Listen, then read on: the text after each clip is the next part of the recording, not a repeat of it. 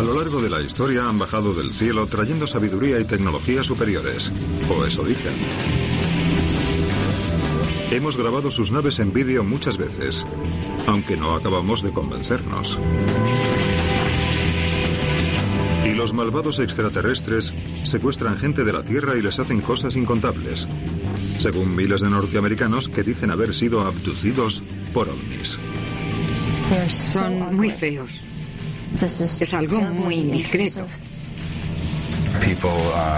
Les quitan esperma y óvulos, les implantan fetos y luego se los quitan. Los científicos no se toman en serio los informes de adopciones extraterrestres porque no hay pruebas físicas, y si no hay pruebas es porque no existen. ¿Es cierto que los extraterrestres vienen a la Tierra e interfieren en los asuntos humanos? ¿Y hasta se mezclan con nosotros? Examinen las pruebas más convincentes de visitas de ovnis junto a creyentes y escépticos. Se puede ver claramente un objeto brillante que parece metálico. Casi todo lo que la gente cree de los ovnis y las abducciones es cultural, es psicológico. No está ahí fuera, está aquí dentro. Usted decide, cuando la ciencia y lo sobrenatural chocan en los enigmáticos cielos.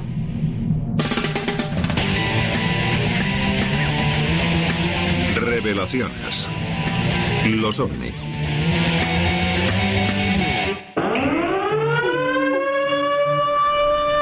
Naves extraterrestres se aproximan por el cielo. Se ha intentado la conexión por radio, pero no se ha podido establecer. Debemos prepararnos para el ataque de un enemigo desconocido. La actual relación amor-odio con los objetos volantes no identificados y sus pilotos lleva así más de 50 años. Pero algunos piensan que los aliens llevan aquí más que nosotros y que incluso han dado algún empujón ocasional a nuestra evolución en la dirección correcta. ¿Cómo si no construirían los antiguos las pirámides de Giza, las enormes líneas de Nazca de Perú, que solo son visibles desde el cielo? ¿Cómo es posible que los europeos de la Edad de Hierro dibujaran un humanoide en un traje espacial? Estas criaturas han encontrado la forma de venir a la Tierra. Es posible que sean más inteligentes que nosotros. Claro, es posible que los extraterrestres vinieran a ayudar a los egipcios a hacer las pirámides, pero el problema es que no hay pruebas. La asunción de que los humanos no somos lo suficientemente inteligentes para averiguar esto es muy insultante. Los investigadores de ovnis, que se hacen llamar ufólogos, clasifican los encuentros con visitantes extraterrestres en 4 categorías. Hay encuentros del tipo 1, en el que se ven ovnis de cerca, pero sin dejar huellas. Un espectacular encuentro que ocurrió en los cielos de México está dentro de este tipo.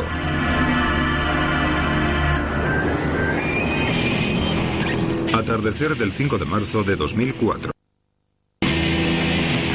Un avión de vigilancia militar mexicano en misión rutinaria de busca de traficantes de droga graba una secuencia de objetos sin identificar llegando a los 11.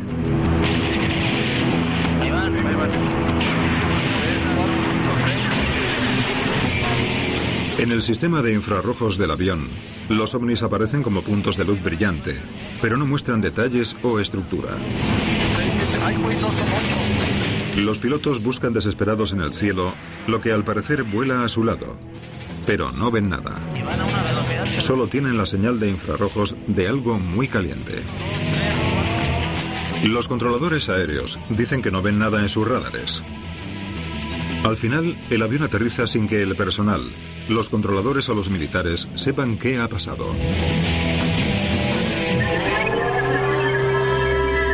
Examinaremos más tarde este encuentro de tipo 1 con más detalle. Pero antes, otros tipos de encuentros. Los encuentros del tipo 2 incluyen avistamientos de ovnis con pruebas de las visitas. Muchos atribuyen el fenómeno de los círculos de los cultivos a esta categoría. La gente ha visto extrañas bolas de luz sobrevolando los campos de trigo, para después encontrar las cosechas aplastadas con espectaculares formas. Hace poco, en México, unas extrañas formas circulares en la hierba se han asociado a avistamientos de ovnis. Después, claro, están los encuentros del tipo 3. Este incluye contactos reales, a menudo charlas telepáticas con los aliens.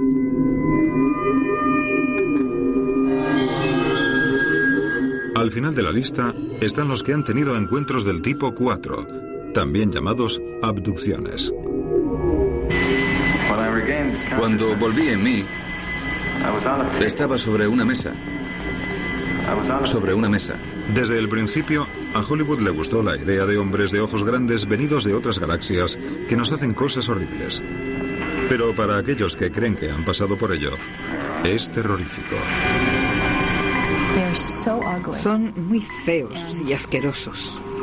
A veces me gustaría poder pensar, vaya, es un sueño, no está pasando. Pero está pasando. Me abdujeron varias veces cuando era pequeña, muy pequeña. Ocurre casi desde que naces hasta que mueres. Así funciona. Cuando estás en el programa, estás en él para siempre. Pam es paciente del doctor David Jacobs, profesor adjunto de Historia de la Universidad de Temple, principal defensor del fenómeno de la abducción. Lleva más de 30 años trabajando con abducidos, a los que ayuda a recuperar recuerdos de las experiencias mediante hipnosis. Es un tema muy marginal. Como académico, estudiar algo así se puede decir que no es bueno para mi reputación profesional. Pero uno no tiene todos los días la oportunidad de participar en el estudio de un fenómeno de tal importancia potencial. Jacobs cree que al menos 5 millones de norteamericanos han sido abducidos. Y ha oído cientos de historias de abducciones sorprendentemente parecidas. Estoy dormida. Siento como si la habitación se quedara muy tranquila. A veces hay tensión. No sé cómo describir eso, pero la habitación se siente distinta. Y entonces empieza el sonido. Un zumbido constante. Luego veo la luz y las figuras. Los sujetos también dicen no poder moverse, como si estuvieran paralizados. Lo siguiente que saben es que alguien o algo se acerca y les hace levitar. Y a menudo vuelan a través de una ventana cerrada. Después les meten en una nave, donde se unen a otros abducidos y esperan. Lo que ocurre después es espeluznante. Pero antes de oír el resto de la historia espantosa de Pam, debemos prevenir a aquellos que crean haber sido abducidos y vayan a buscar un médico que use hipnosis, imagen guiada, etc., para recordar cosas de tal evento. Tengan cuidado con lo que recuerdan. Es peligroso. Muchas veces gritan, lloran, se revuelcan en el suelo. Lo que surge de las sesiones de hipnosis es muy real para ellos. La doctora Susan Clancy, psicóloga y experta en memoria, lleva 6 años estudiando con abducidos.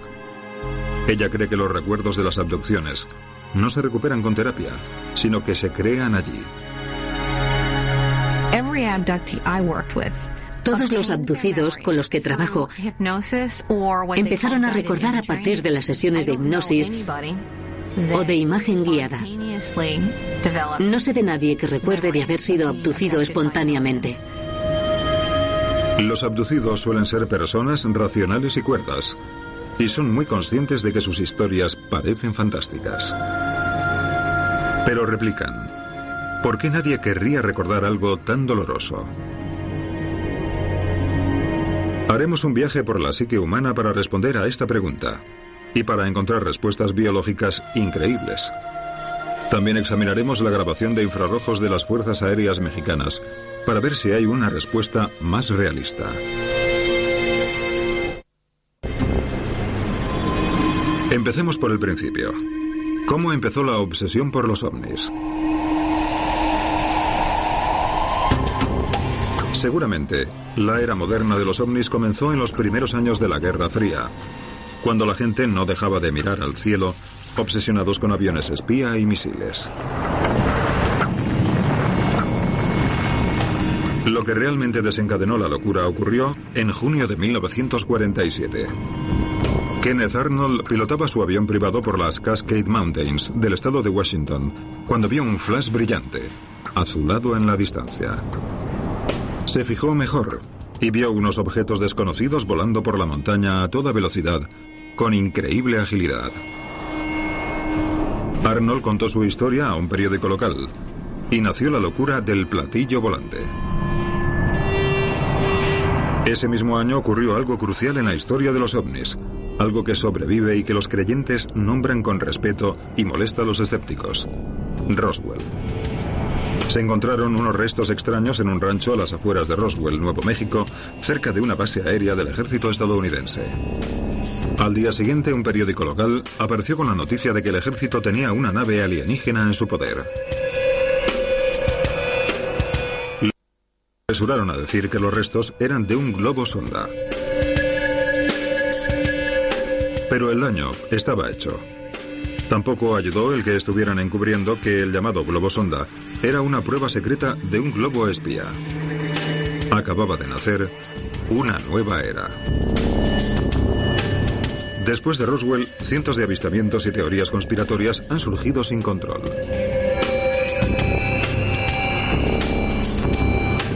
Y luego están las fotos y los vídeos, algunos no tan convincentes como otros.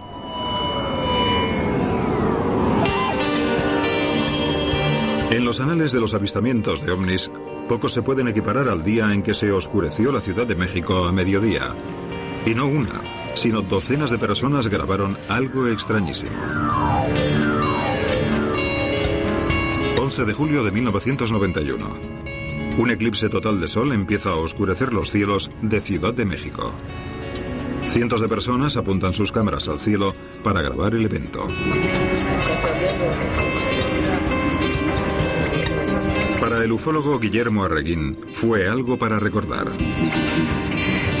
Totalmente se iba a ir la... Subí al tejado para grabar el hecho.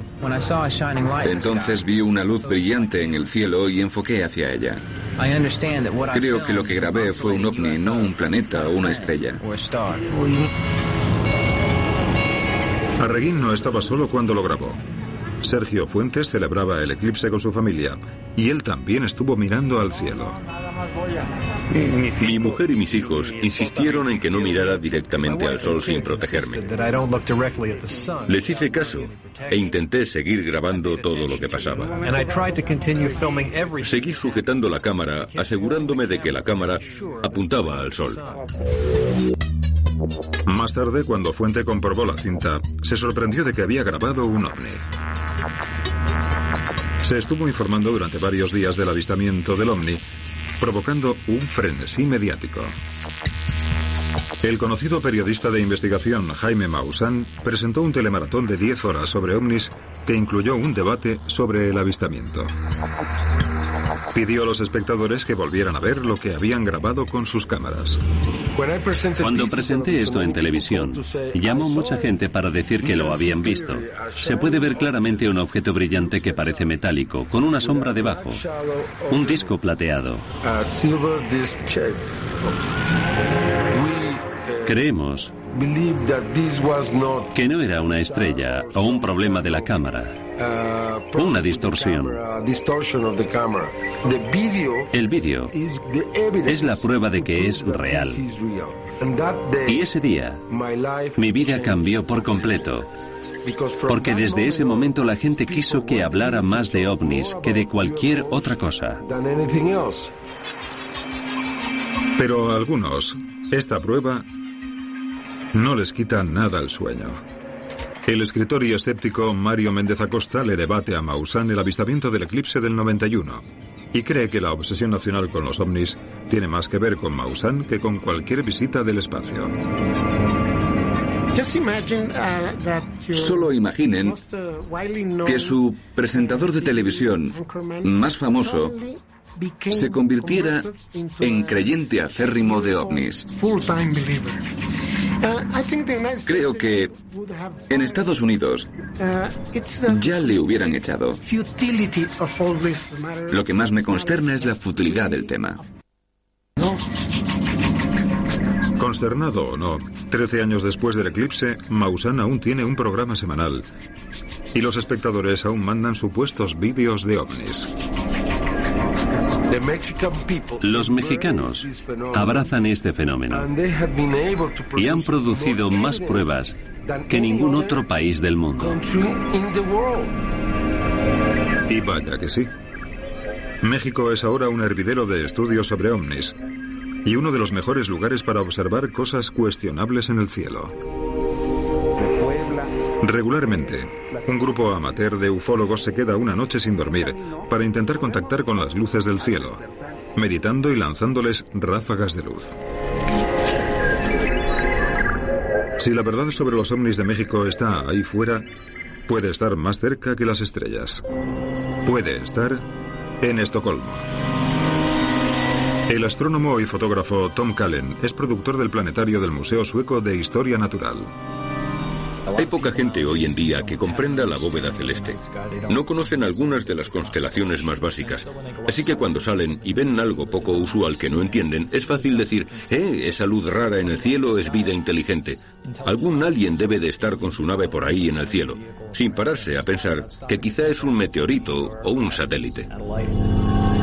Kallen cree que la gente que vio el ovni en Ciudad de México realmente vio algo increíble, algo más allá de los límites de la Tierra, pero no necesariamente bajo el poder alienígena.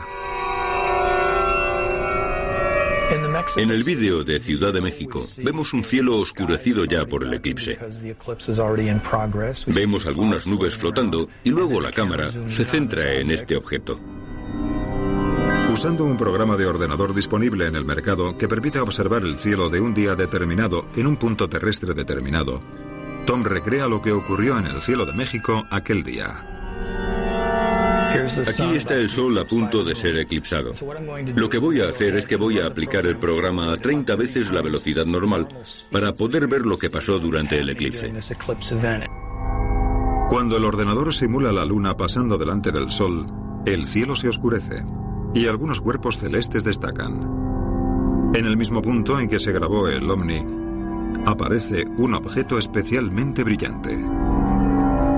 Y aquí podemos ver perfectamente el planeta Venus, que es lo que estoy casi seguro que la gente de México grabó.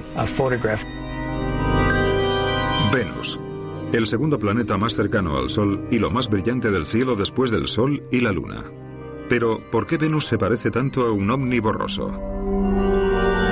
Tom cree que la misma cámara, al intentar enfocar un objeto tan brillante y distante, crea un efecto tridimensional. Aquí está Venus. Se parece mucho a la imagen aumentada del planeta. Tenemos un zoom exagerado aquí. Esto lo hemos frenado bastante para poder ver los efectos al mover la cámara. Esta línea oscura que vemos no es la sombra de nada en particular, sino un efecto de la cámara. Esto hace que un objeto celeste normal y corriente parezca misterioso. Pero no tan deprisa. Los objetos celestes corrientes no pueden ser responsables de todos los avistamientos de México. Tomemos, por ejemplo, este objeto visto flotando cerca de un volcán activo, el Popocatépetl.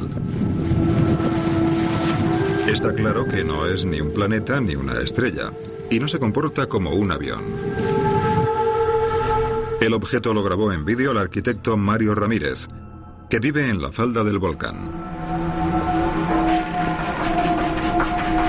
Como muchos por aquí, cree que la actividad volcánica atrae a los ovnis a México. Dice haber visto a una flota entera volar dentro del cráter en 1988. Empecé a investigar esto porque vi una nave muy grande, como de 300 metros de diámetro. Tenía muchas luces y ventanas. Giraba en el centro y luego se acercó al volcán. Les he visto entrar y salir en grupos de 30 a velocidades increíbles y salir al espacio. Viven en el centro del volcán.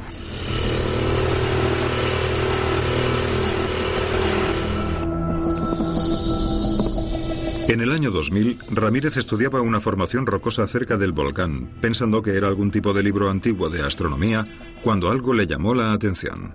Estaba yo aquí en esta piedra. Estaba aquí en la roca observando al Popo. Puse la cámara y entonces vi una luz. Y me pregunté, ¿por qué veo una luz viniendo de la montaña? Lo que Ramírez grabó parece un objeto que flota sobre la montaña. Miré y había un ovni en las nubes. Pensé que estaban intentando comunicarse conmigo. Se quedó flotando durante unos 2 minutos antes de desaparecer detrás del pico. ¿Qué piensa nuestro profesional Tom Cullen de ese objeto intrigante? El vídeo del volcán para mí es una imagen aumentada que a todos los efectos parece un pájaro grande. Y si lo miras bien, parece titilar como si tuviera apéndices que se movieran. Es algo que yo no esperaría en un vehículo extraterrestre de ningún tipo. Por supuesto, no todos los objetos volantes no identificados son solo errores de identificación. Algunos parecen sospechosamente efectos especiales baratos.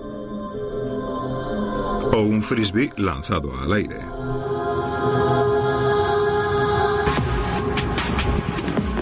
Pero ya vale de vídeos. ¿Qué pasa con los encuentros de tipo 2? Esos casos en los que los ovnis dejan pruebas físicas. Observaremos las huellas de un supuesto ovni y nos preguntaremos, ¿qué puede haberlas dejado? En septiembre de 2004 aparecieron unos anillos en una porción pequeña y aislada de tierra cerca de Guadalajara. El propietario llamó al arquitecto y ufólogo Daniel Domínguez y a su equipo para que investigaran.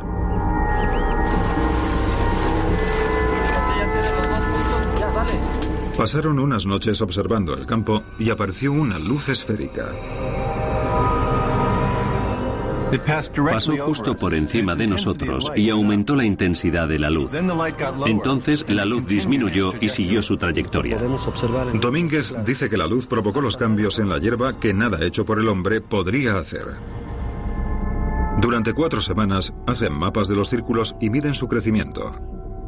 También toman muestras de tierra para medir la radiación, que Domínguez cree que es la causa.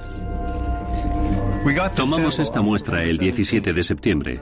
Como puede ver, la hierba tiene un tono más verde que el resto y la brizna es más ancha que el resto. Esto demuestra que estuvo sujeta a la radiación. Fue sometido. De las pruebas que tenemos, me inclino a pensar que estos círculos los causó una energía producida por algo que vino de más allá de las estrellas. Pero la doctora Laura Guzmán cree que la respuesta es más normal. Es micóloga en la Universidad de Guadalajara, la primera dama mexicana de las setas, por así decirlo. Pero, ¿qué tienen que ver los hongos con los ovnis? Es una pieza muy grande de mycelium creciendo alrededor de un trozo de madera o de raíz. Eureka, hongo mycelium. ¿Y qué nos importa? Ya que el mycelium crece hacia afuera desde el centro del círculo, a veces llamado círculos de hada. Algunos son círculo de hierba muerta, pero otros en realidad abonan la hierba y hacen que se vea más verde y lustrosa dentro del círculo que fuera. Especialmente si alimenta materia orgánica en descomposición, como raíces muertas de árboles. Estos trozos de madera estimulan el crecimiento de los hongos. Por eso a veces crecen muchos círculos de hadas, porque hay madera bajo la tierra. Mi opinión científica es que lo que está causando los círculos de hada es el hongo. Y no hay otra explicación. Pero en realidad hay miles de hongos en la Tierra. Y solo 50 causan los círculos. Para confirmar que un hongo es el responsable de los círculos, la doctora Guzmán toma una muestra y la lleva al laboratorio para hacer pruebas. Busca una señal reveladora. Una pequeña protusión en las células individuales del hongo que confirme sus sospechas. Los círculos de hada que vimos están formados por hongos. ¿Qué pasa con la afirmación de Domínguez de que los círculos estaban causados por la radiación de un ovni? La doctora Guzmán comprobó la muestra y no encontró niveles elevados de radiación. Así que este encuentro de tipo 2 resultó ser un encuentro de tipo Z. México rebosa encuentros de tipo 1, 2 y 3. Aunque el tipo 3, el encuentro real con aliens, solo es alcanzado por telepatía y ráfagas de luz, haciendo del contacto algo difícil de verificar.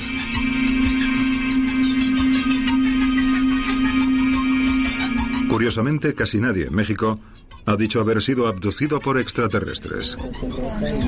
Esto contrasta con sus vecinos del norte. De acuerdo con unas encuestas, millones de norteamericanos han sido abducidos y pinchados, sondados y hasta embarazados. ¿Por qué esta división al norte y sur del Río Grande? Este tipo de cosas va unido a la cultura.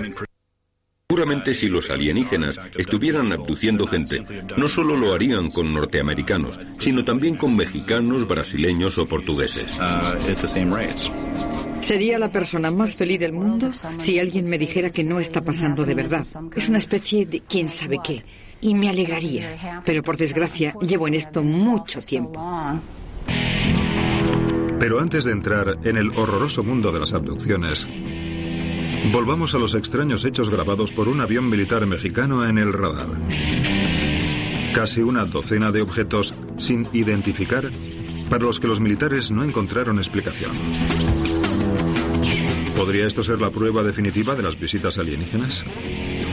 En una fatídica tarde de marzo de 2004, un vuelo militar rutinario se esforzó en identificar unos objetos que parecían estar volando en paralelo. Invisibles al radar y al ojo, solo eran visibles por infrarrojos. Los militares mexicanos publicaron la grabación de infrarrojos del encuentro del vuelo con objetos sin identificar, creando sensación en los medios. El capitán Alejandro Franz, del Grupo Mexicano de Investigación de OVNIs, Alcione, decidió investigarlo él mismo. Franz es una especie de creyente escéptico. Aunque cree que OVNIs visitan la Tierra, piensa que la investigación debe descartar todas las alternativas posibles antes de llegar a una conclusión. He estado investigando estas cosas porque casi el 90% de las veces no son ovnis. Están causadas por el hombre o son planetas o asteroides o muchas otras cosas que se pueden explicar. Como piloto, el capitán Franz quiere recrear el vuelo que hizo el avión militar. Después, en el punto en que se encontraron con el ovni, llevar el avión directamente hacia allí, porque cree que los objetos pueden seguir allí. El avión despega de Villahermosa, sube hasta los 11.000 pies y se dirige al este. Estamos ahora a la misma altitud a la que estaba el avión. Hay que ir al primer punto de la ruta, yendo al este, siguiendo la ruta hasta los 89 grados de longitud oeste, para mantener la misma ruta que el avión militar. El avión alcanza el primer punto de contacto con los ovnis. Franz indica a los pilotos que vayan al noroeste, la misma dirección a la que apuntaba la cámara de infrarrojos. Él ha visto luces ahí antes y cree saber exactamente lo que la cámara estaba registrando. He sobrevolado y cruzado el Golfo de México cientos de veces. Esas luces se ven todos los años cuando anochece. Cualquier piloto podría verlas con buena visibilidad. Se ven desde 220 o 240 kilómetros de distancia. A unos 90 kilómetros de la costa y casi a 120 kilómetros del último punto de contacto, Franz ve lo que estaba buscando. Un complejo petrolífero gigantesco conocido como Cantarell. Hasta a 4.500 metros, las estructuras parecen enormes. Las plataformas de extracción pueden tener hasta 40 pisos. Las llamas, que alcanzan cientos de metros, están provocadas por la quema de exceso de gases para reducir la presión de los pozos. Ahí están. Me alegro porque confirma mi teoría. completa parte de mi investigación y me da ánimos para seguir investigando. Franz cree que esta es la fuente de los infames ovnis. Pero ¿podrían estos fuegos haberse registrado a 160 kilómetros desde el sistema de vigilancia de infrarrojos de un avión militar? ¿Y por qué parecían estar volando? Jim Sefrin puede respondernos. Enseña y certifica a técnicos de infrarrojos y usa la misma tecnología para examinar las refinerías y plataformas petrolíferas. Primero, no se ha determinado que los objetos estén volando. Podría parecer que los objetos se están moviendo. De hecho, es una ilusión óptica que se crea porque las nubes se mueven con respecto a los objetos, no al revés. Es posible que estemos viendo una fuente de calor, y en este caso, ya que estamos sobre el océano, un reflejo de ese calor sobre la superficie del agua. Podría ser la llama y parte del humo o solo la llama. Me gustaría creer que hay ovnis ahí fuera, pero simplemente no tengo pruebas de eso. Una cosa es refutar pruebas frías de ovnis grabadas en vídeo o con infrarrojos. Y otra muy distinta es enfrentarse a testimonios de primera mano de contactos con alienígenas. Especialmente si el contacto ha sido brutal, con implicaciones aterradoras. ¿Qué hacemos con la gente que tiene recuerdos vívidos de haber sido abducido y sujeto a extraños procedimientos sexuales y médicos? Si las abducciones son reales, y los defensores dicen que millones de personas muestran signos de que lo son, entonces se cierne sobre nosotros una amenaza inimaginable. Pero, ¿es verdad? Durante los últimos 50 años, miles de personas han denunciado haber sido abducidas por alienígenas. Pero el defensor de la abducción, David Jacobs, cree que es solo la punta del iceberg, basándose en una encuesta llevada a cabo en 1992. Si preguntas a la gente si han sido abducidos, como 1 millón dice que sí. Pero en realidad la mayoría de la gente no sabe que ha sido abducida porque el fenómeno se olvida casi en cuanto los devuelven. Al parecer, los extraterrestres intentan bloquear los recuerdos de la gente abducida, pero no es perfecto. Con la hipnosis se pueden desbloquear. Algunos recuerdan partes de la abducción, secuencias o la abducción entera. La hipnosis, por razones que no entendemos, abre las puertas de la memoria a largo plazo y la gente empieza a recuperar esos recuerdos. La única forma que tienen de recordar es entrar en un estado psicológico de relajación y concentración. Los recuerdos son increíblemente parecidos. La experiencia de Pam es típica. Se encuentra despierta, pero inmóvil en la cama. Unos seres grises la llevan a una nave. Allí se une a otros en una zona de espera. A menudo miro alrededor y pienso que los demás están allí sentados y que parecen no tener conciencia de ello. Y el Dr. Jacobs me dice que seguramente ellos me estén mirando y pensando que no tengo conciencia de ello tampoco. A veces son lecciones. Otras veces son exámenes físicos o algo peor. Los hombrecitos grises son la escolta y solo son tipos pequeños con grandes ojos y muy delgados. Después están los altos, que se parecen pero son más intelectuales. Normalmente empiezan con un procedimiento de observación. La observación dura mucho y lo único que se puede ver son esos enormes ojos. A veces es un vuelco de información. A veces te hacen cosas físicas. Otras veces, mientras te hacen eso, alguien te mete instrumentos por la nariz o por el oído. A veces hacen mucho daño. A veces lo fastidian. Y otras veces se pone muy siniestro.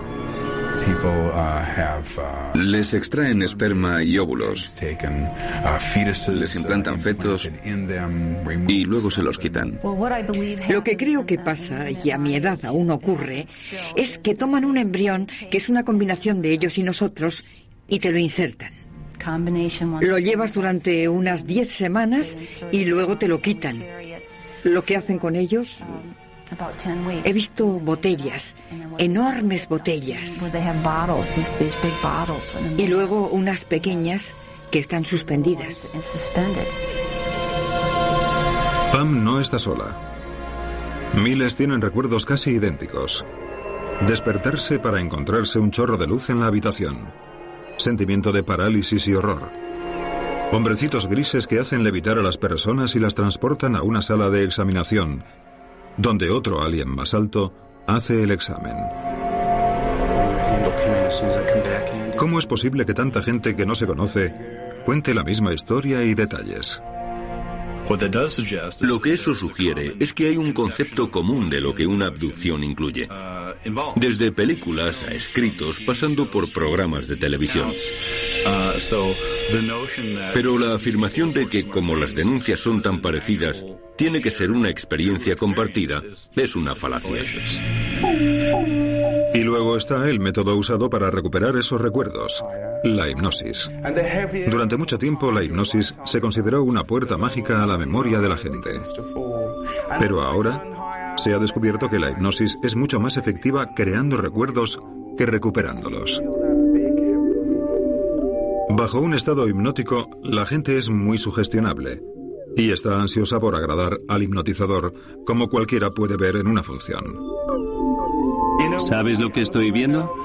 Esta señorita tiene tu canario. Ve a pedírselo. Ve y pídele que te devuelva tu canario ahora mismo. ¿Me puede devolver mi canario, por favor? Esto puede ser muy entretenido cuando se hace por diversión, pero potencialmente puede ser muy dañino como terapia. La doctora Susan Clancy lleva 6 años trabajando con gente que ha recuperado recuerdos de abducciones bajo hipnosis. Está segura de que esos recuerdos se crearon, no destaparon, con la terapia. Estudios muestran que la gente muy influenciable inventará cualquier recuerdo que el hipnotizador le pida. Que todo el mundo se ponga crema ahora. Echaos bien por los brazos y también por la cara. Lo cierto es que eres susceptible de actuar de acuerdo a pistas que te da el ambiente o el hipnotizador. Pueden querer abrazarse, confortarse, sienten cada vez más frío. Es muy difícil porque se desarrollan recuerdos que se sienten como reales. Y ni usted ni su médico podrán distinguir de los recuerdos reales. Jacobs replica que nunca lleva a un paciente a recuperar recuerdos de abducciones. Claro que yo, como hipnotizador, soy consciente de los problemas. Casi todos los que vienen a mí también son conscientes de los problemas. No quieren que los lleven. No quieren recuperar cosas de la cultura popular. Una vez que lo controlas, que comprendes lo que conlleva la hipnosis, quedas con una metodología que tiene eso en cuenta, que lo controla. Empiezas a obtener esas historias que son simplemente extraordinarias. La gente que va a ellos lo hace porque creen que han sido abducidos y lo creen lo suficiente como para buscar a alguien que les ayude a confirmarlo. Eso ya es suficiente. Pero ¿por qué la gente elegiría creer que han sido abducidos y violados por extraterrestres? En principio, podrían tener algún conocido síntoma de abducción, como estos. Pérdida de la noción de tiempo, pesadillas sobre ovnis, trastornos de sueño, sensaciones extrañas, marcas corporales inexplicables o sentirse observado. Bien, ¿cuántos seres humanos vivos de cualquier parte del mundo no responderían sí a alguna de estas preguntas? Pero ¿podría haber algo más? ¿Algo biológico que contribuyera a tal fenómeno? Nuevas e intrigantes pruebas salen a la luz relacionadas con estudios de sueño. Intenté dormirme durante un rato. De pronto se me quedó el cuerpo rígido. Aunque estaba consciente, no podía moverme. Sentí una presencia y luego como si estuviera junto a mis pies. Vi algo como una mujer vieja y pálida agachada que me miraba. ¿Suena parecido a la primera fase de una abducción? Razonablemente, según el investigador japonés del sueño, Kazuhiko Fukuda. Me gustan los ovnis y la ciencia ficción, pero dudo que esas cosas existan de verdad. La mayoría de la gente que experimentan abducciones tienen experiencias parecidas. Se despiertan en mitad de la noche y se dan cuenta de que no pueden moverse. Sienten una presencia en la habitación y es un alien. Todas las experiencias básicas se pueden explicar por la parálisis del sueño. El doctor Fukuda, psicofisiólogo en la Universidad Fukushima de Japón, lleva varios años estudiando la parálisis del sueño. Aquí se conoce como kanashibari, o unido al metal, referido a la aterradora sensación de inmovilidad que provoca la parálisis del sueño. La parálisis del sueño ocurre en la fase REM o de movimiento rápido de ojos. Como soñamos durante la fase REM, el cerebro desconecta temporalmente la capacidad de movimiento para que no nos hagamos daño si tenemos sueños muy vívidos. Es un mecanismo muy ingenioso, pero si no se reconecta cuando sales del sueño, te despiertas y te sientes paralizado. En un laboratorio de la universidad, el doctor Fukuda intenta recrear la parálisis del sueño. Les pone electrodos a los sujetos en la cabeza para monitorizar la actividad cerebral durante el sueño. Hay una diferencia notable entre las ondas cerebrales del sueño en fase REM y el estado de kanashibari en fase REM. Lo que se ve es que el estado de kanashibari en fase REM es muy parecido al estado de vigilia.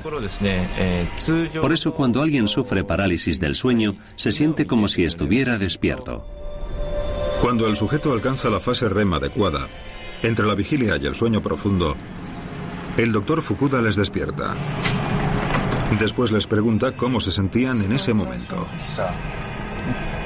Muchos dicen que estaban soñando, y lo que cuentan concuerda con la parálisis del sueño. No podía mover las manos. Me sentía como paralizada. Algunos tienen alucinaciones. Sienten, por ejemplo, un peso sobre el pecho o sobre el estómago. Y cuando abren los ojos tienen algo o alguien sentado encima o de pie. Algunos oyen cosas raras y sienten que su cuerpo flota. La doctora Clancy encuentra esclarecedores los hallazgos del doctor Fukuda. En sus 6 años de estudio con abducidos, todos los sujetos desarrollaron sus recuerdos después de describir episodios que concuerdan con la parálisis del sueño kanashibari. Te despiertas en mitad de la noche y no te puedes mover. Estás paralizado, pero puedes ver y oír cosas. La gente dice haber visto sombras en la habitación o sentir cómo levitaban. Así que tienes la percepción de estar despierto, pero aún estás dormido y quizá ves las cosas que estabas viendo en tus sueños. Como dicen los doctores Clancy y Fukuda, las interpretaciones dadas a la parálisis del sueño reflejan la cultura en que ocurre. El kanashibari está muy aceptado en Japón. En el siglo XVIII, los británicos temían al demonio íncubo que atacaba a las mujeres cuando dormían, incapaces de moverse. En Newfoundland, la enfermedad se llama vieja bruja y toma la forma de tal mujer sentada sobre el pecho del durmiente. En China se ha conocido durante siglos como la opresión fantasma. En Zanzíbar se llama Popobawa, un duende ciclópeo volador. En la cultura norteamericana actual rebosante de ovnis, quizás sea natural que se interprete la parálisis del sueño como una abducción. Pero la pregunta sigue ahí. ¿Qué podría ganar nadie con creer en algo tan aterrador? En que los aliens les han abducido y violado. De lo que no se habla casi nunca es sobre los beneficios, que hay algo más grande que nosotros, tecnológicamente superior ahí fuera. Eso le da a la gente una nueva visión del mundo en que vivimos. Y es un enorme beneficio que no creo que haya sido contemplado por los investigadores de abducciones. Creo que están ciegos a los beneficios potenciales de estas experiencias. Los encuentros en todas sus formas parecen invadirnos cada vez con mayor frecuencia. Pero, ¿significa eso que sean genuinos? Si los aliens quisieran ser vistos, ¿por qué no aterrizar delante de la Casa Blanca o el Vaticano? Si no quieren que sepamos que están ahí, ¿no usarían su tecnología para esconderse? ¿No serían sus bloques más efectivos ante nuestra primitiva hipnosis? Entonces, ¿cómo puede estar equivocada tanta gente? Hay una meta en este programa. Y dicen que es una reintegración en la sociedad. No necesariamente de los hombrecitos grises, pero sí de esos híbridos que parecen humanos. ¿Qué pasa si esas criaturas son reales? ¿Qué pasa si esos vídeos nos dicen que están vigilando nuestro planeta? ¿Ven? Tienen que intentar abrir su mente.